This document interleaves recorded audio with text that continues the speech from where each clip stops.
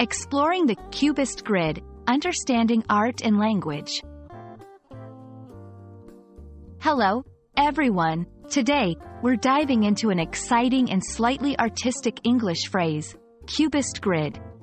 This phrase might sound a bit abstract, especially if English isn't your first language, but don't worry. By the end of this video, you'll understand what it means and how to use it in conversation.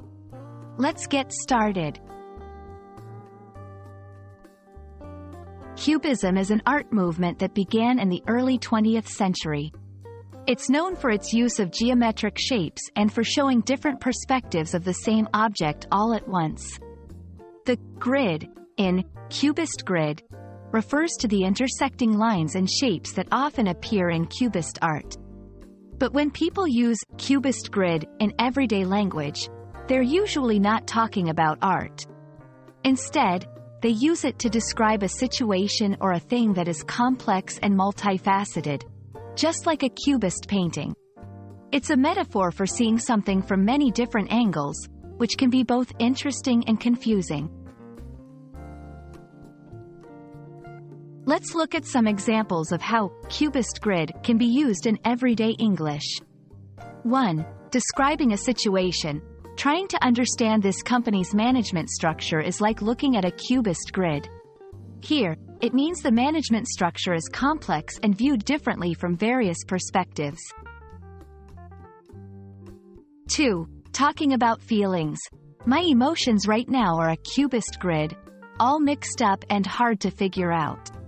This means that the person's emotions are complicated and not straightforward. 3. Referring to a physical space. The streets in the old part of the city are like a Cubist grid. This implies that the streets are laid out in a complex and confusing way.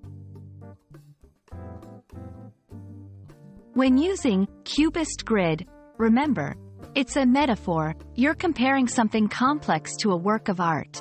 It's best used in informal or creative settings. It might be too abstract for formal or straightforward communication. Provide context if you think your listeners might not be familiar with Cubism.